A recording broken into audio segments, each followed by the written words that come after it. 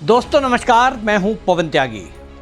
दोस्तों, cockroach party की गालेबाज लड़की अब उसके ऊपर एफआईआर हो चुकी है जो नोएडा में रहती है और बताया जा रहा है कि नोएडा के किसी मॉल में वो किसी सैलून में काम करती है। जिस तरह से देश के प्रधानमंत्री मोदी को वो गाली दे रही थी और जिस तरह की गाली दे रही थी, आमतौर पे लड़के भी इस तरह की गाली देने से बचते हैं, लेकिन यहाँ कॉकरोच पार्टी की जो गंदगी देश के सामने आई, उसने एक बात बिल्कुल साफ कर दी कि ये कॉकरोच पार्टी जेनजी आंदोलन के नाम पर देश के चुने हुए बदमाश, गुंडे, माफिया, हत्यारे, बलात्कारी और उन सब का इस्तेमाल कर रही थी। हालांकि शुरू में कॉकरोच पार्टी पर जब यह आरोप लगे कि जो दिल्ली में बवाल हुआ है उसके लिए कौन जिम्मेदार है, तो इन्होंने पल्ला झाड़ते हुए कह दिया था कि ये तो बीजेपी के लोग हैं। लेकिन जब पुलिस ने पूरा रिकॉर्ड खंगाल दिया और सोशल मीडिया पर एक्स पर डाल दिया गया कि ये हमने ट्रेस किया है और ये हमारे पास फेस रिकॉग्नाइज टेक्नोलॉजी के तरीके से हमने ये पता लगाया है कि 2873 इसमें अपराधी हैं और ये आपके आंदोलन में शामिल थे, तो पहले बीजेपी के बता दिए गए, लेकिन बाद में हमने देखा कि अरविंद केजरीवाल से लेकर कॉकरोच पार्टी के प्रवक्ता, कॉकरोच पार्टी का अभिजीत दिपके, ये कपिल सिब्बल के पास जाते हैं और ये तक घोषणा कर दी इन्होंने कि हम तो वकीलों की एक पूरी फौज खड़ी करेंगे, जिसके लिए कपिल सिब्बल ने 1 करोड़ रुपए देने का भी ऐलान किया। और उन्होंने कहा कि पूरे देश के अंदर जहां भी किसी छात्र, उन्होंने शब्द कहा कि छात्रों के ऊपर कोई आंदोलन एफआईआर होगी, हम उसकी मदद करेंगे। तो सवाल ये है कि ये जो गालीबाज लड़कियां हैं जिन्होंने हमारे देश की संस्कृति को शर्मसार किया है, क्योंकि हमारे देश की संस्कृति इस तरह की नहीं है कि यहाँ महिला जो है गाली गलौज की भाषा का इस्तेमाल करें। जिस तरह से सौरभ दास जो प्रवक्ता है कॉकरोच पार्टी का, वो क्या कह रहा था, अरे साहब ये तो मजाक है, ये मजाक, मोदी जी को मजाक में क्या कह दिया, ये तो बुरा मान गए।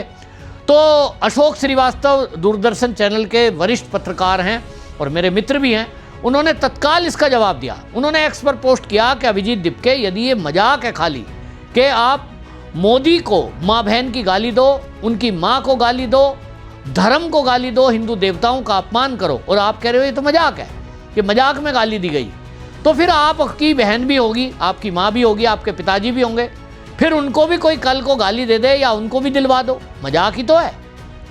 ऐसा नहीं करेंगे। आपके पिताजी हैं, आपकी माँ है, और जो देश के प्रधानमंत्री हैं वो तो देश के प्रधानमंत्री के साथ साथ जितने जैन जी में ये बैठे हुए थे, इनके तो पिता की उम्र से भी ज़्यादा उम्र के हैं। तो लड़कियां गाली दे रही हैं, जिसमें मैं नाम नहीं लूँगा। नोएडा के मॉल में काम करने वाली पकड़ी गई, दूसरी तरफ एक कॉकरोच थी जो समोसे का सौदा कर रही थी धर्म के नाम पर, उसको भी अब दिल्ली में जो किराए पर रहती थी उसको मकान मालिक ने निकाल दिया। उन्होंने कहा भाई ऐसी कंट्रोवर्शियल हमारे यहाँ आप छात्र बनाकर जो है, आपने छात्र थी इसलिए हमने कमरा दिया, लेकिन ऐसी कोई लड़की जो हिंदू देवी देवताओं का अपमान करे, हम उसको अपने घर में पनाह नहीं दे सकते, किराए पे भी नहीं दे सकते। भाई किराए पे तो पैसा मिलेगा ना, लेकिन धर्म की रक्षा के नाम पर बहुत सारे लोग ऐसे हैं जो लालच में नहीं आते, और उन्होंने निकाल दिया। दूसरी तरफ आप देख रहे हैं पूरे देश का जो जेनजी है, इन कॉकरोचों के बदतमीजी से जो देश विरोधी ताकतें यहाँ मंच पर इनके मंच पर आई, और जिसको अभिजीत दिपके ने मंच दिया, वो कश्मीर की धारा 370 फिर से लगाने की बात कर रहे थे। इनके पुराने बयान आ रहे हैं, ऐसे लोग इस मंच पर आए जो कह रहे थे कश्मीर तो भारत का अंग ही नहीं है। ऐसे लोग इनके मंच पे आए जिन्होंने हिंदू देवताओं का अपमान किया और देश के विरुद्ध बयानबाजी की। तो फिर सवाल उठ रहा था कि इनके खिलाफ ये जो कॉकरोच पार्टी के लोग हैं करते क्यों नहीं, कुछ भी नहीं करते और इनको मंच दे रहे हैं। इसका मतलब साफ है कि ये पूरा आंदोलन, ये देश विरोधी आंदोलन था, इनका नीट परीक्षा से कोई लेना देना नहीं था। मेरी खुद एक टीचर है, मेरे दोस्त राकेश त्यागी हैं, मेरे मित्र हैं, और वो शिक्षा के क्षेत्र में बहुत क्रांतिकारी काम कर रहे हैं। उनसे मेरी बात हो रही थी, और वो क्योंकि शिक्षण संस्थाओं से जुड़े हुए हैं, कई स्कूलों से उत्तर प्रदेश के जुड़े हुए हैं, दिल्ली एनसीआर में, कई बार दिल्ली एनसीआर में वो शिक्षकों के कार्यक्रम कराते हैं, छात्रों को सम्मानित करते हैं। तो मैंने उनसे पूछा कि आपकी तो नीट की परीक्षा जिन बच्चों ने दी है, उत्तीर्ण की है या अटेम्प्ट किया है, आपकी तो बात हुई होगी पेपर लीक के मुद्दे पर। उन्होंने कहा हाँ। तो हमने कहा क्या विचार है लोगों का इन गालीबाजों को लेकर। उन्होंने कहा कि ये जो असली जैन जी है, जो पढ़ाई करके अपने एग्जाम की तैयारी करता है और जो उत्तीर्ण कर गए हैं, ऐसे छात्रों से मैंने बात की है व्यक्तिगत रूप से, और वो एक कार्यक्रम करने जा रहे हैं अभी। तो उन्होंने कहा कि मैंने जो बात की वो छात्र खुद ये शर्मसार हैं कि क्या ये भी छात्र हो सकते हैं जो देश के प्रधानमंत्री को गाली दे रहे हैं, इतनी भद्दी भद्दी गाली दे रहे हैं, हिंदू देवी देवताओं को गाली दे रहे हैं। फिर ये जो नीट परीक्षा को बदनाम किया जा रहा है कि नीट परीक्षा का पेपर लीक हुआ, इनके फेवर में आप या सरकार के विरोध में यह आंदोलन किया जा रहा है। उन्होंने कहा कि यहाँ पूरे आंदोलन में हमें भी लगा कि ये नीट परीक्षा पर बात होंगी, और इसलिए नीट परीक्षा में पास हुए बच्चे भी वहाँ गए थे। और वो कह रहे हैं कि हम ये जानकर आश्चर्यजनक रह गए कि कोई एक भी दिन नीट परीक्षा में सुधार क्या होना चाहिए, कैसे पेपर लीक रोका जाना चाहिए, कैसे देश की शिक्षा में हमारा काम करना चाहिए, इस पर कोई चर्चा नहीं हुई। तो फिर क्या हो रहा था वहाँ? देश विरोधी एजेंडा चलाया जा रहा था। अरविंद केजरीवाल, संजय सिंह, मनीष सिसोदिया ये क्यों आ रहे थे? क्योंकि अभिजीत दिपके इन्हीं की पार्टी का हिस्सा है। अब आप जो है सेब को एक लिफाफे में रखकर किसी में, और ऊपर से कवर करके उसको अमरूद लिख दो, अमरूद को सेब लिख दो लिफाफे में डालकर, और पेन से लिख दो, क्या वो बदल जाएगा? उसका स्वभाव, उसके गुण धर्म तो जो सेब है उसके सेब के रहेंगे और अमरूद के रहेंगे। आप अमरूद के ऊपर सेब लिख दोगे तो वो सेब नहीं हो जाता। इसी तरह से अभिजीत दिपके वो आम आदमी पार्टी का कार्यकर्ता है, यदि वो जैन जी के नाम पर, नीट परीक्षा के नाम पर कहीं धरना प्रदर्शन करता है तो वो फिर वो छात्र नहीं हो जाता, वो इस देश का जैन जी नहीं हो जाता, क्योंकि इस देश का जैन जी देश की तरक्की में लगा है। और आपने अभी पिछले दिनों एक न्यूज़ सुनी होगी कि जो देश के वास्तव जैन जी हैं वो तो कैसे हैं कि मोदी सरकार ने उनको मौका दिया तो उन्होंने रॉकेट लॉन्च कर दिया। मोदी जी ने पूरे देश को बताया ये है जैन जी, देश की तरक्की में लगे हुए जैन जी। मैं एक जैन जी को जानता हूं, और वो जैन जी आप देखिए कंप्यूटर के क्षेत्र में, साइबर के क्षेत्र में, साइबर क्राइम जो होते हैं उसके क्षेत्र में बहुत बेहतरीन काम करके, और सरकार के साथ मिलकर, अंशुल सक्सेना नाम है उनका, बहुत काम कर रहे हैं। जैन जी है और वो काम कर रहे हैं कि देश में जो साइबर सिक्योरिटी है उसको कैसे मजबूत किया जाए।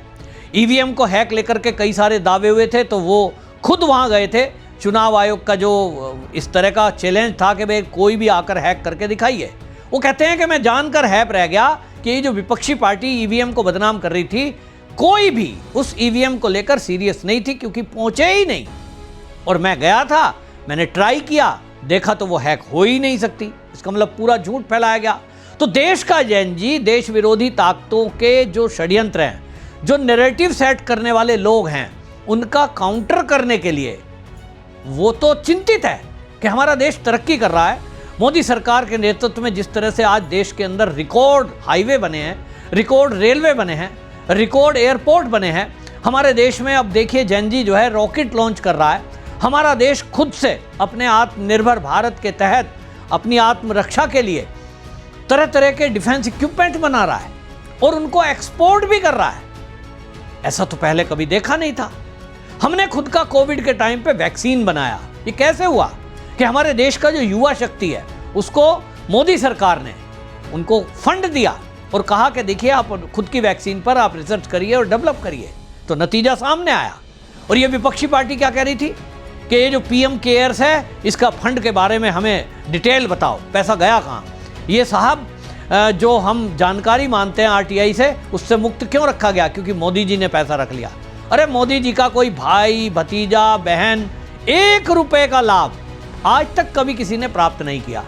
मोदी जी का खुद का कोई बेटा नहीं, खुद की कोई बेटी नहीं, पत्नी है वो टीचर थी, अब रिटायर हो गई। उनका जीवन सब देखते हैं कि वो आमतौर पे रिक्शे में, 3 व्हीलर में घूमती हुई दिखाई देती हैं, यदि कहीं तीर्थ पे दिखती हैं। ऐसे व्यक्ति के ऊपर जब कांग्रेस की केंद्र में सरकार थी आप आरोप नहीं लगा पाए और आज ये इस तरह की बातें कर रहे हो।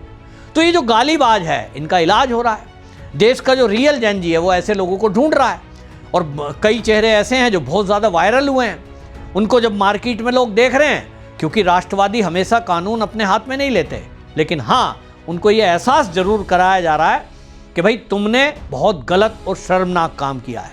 तो इन जैनजियों को, कोकरोचों को आम पब्लिक ढूंढ रही है। अब एफआईआर हुई है तो समझिए कानूनी प्रक्रिया के तहत इस पर कार्रवाई होगी। गालीबाज लड़कियों पर या लड़के हों, कोई भी, ये नहीं होना चाहिए। मुझे लगता है कि माफ़ी मांगकर ये इस केस को ख़त्म करना चाहेंगी, लेकिन जिस तरह से देश के प्रधानमंत्री का अपमान किया है, वो केवल एक पार्टी के हेड नहीं है कि भाई मोदी हैं, बीजेपी के हैं, इसलिए उनको गाली दे दी तो बात चल जाएगी। देश के प्रधानमंत्री का अपमान है और इसको कतई सहन नहीं किया जाना चाहिए। इस पर सख्त से सख्त सजा होनी चाहिए। आपकी क्या राय, कमेंट में जरूर लिखें, वीडियो शेयर करें। वंदे मातरम।